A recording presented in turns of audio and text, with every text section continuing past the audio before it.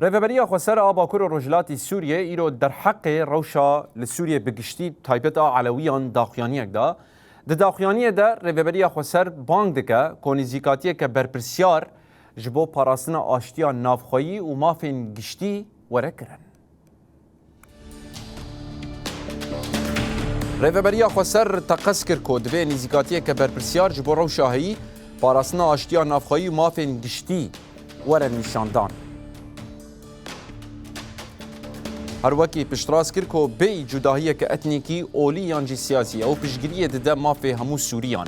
ریوبریه دست نشان کرد که گرک گل کاربه با آوایی که آشتیانه رامان خود در برینه خو پیشاندانان بکه و بجداری سیاسته ببه جبر که اب مافین روانه و نابه ورن سوجدار کرن آنجی بند پیکرن.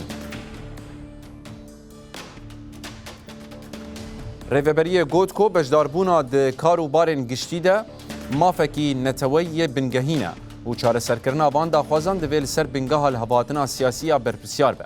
گوتنا ریوبریا خسر دوی همو خبات دوری زمان زیده کرنا پارچبون و نفرت بینه کرد. اروها دا زانین جی که جواکا علوی بشکه یک گرتی یا جواکا سوریه و ایشا پولیتیکای رژیمه که دسپوت کشاندیه که بدهان سالان جواک سمار کریه. ریوبریا خسر دیار کرد که نزیکاتی نوی اوه که دولتک لسر بنگه دموکراسی پر آلی و عدالت آواب.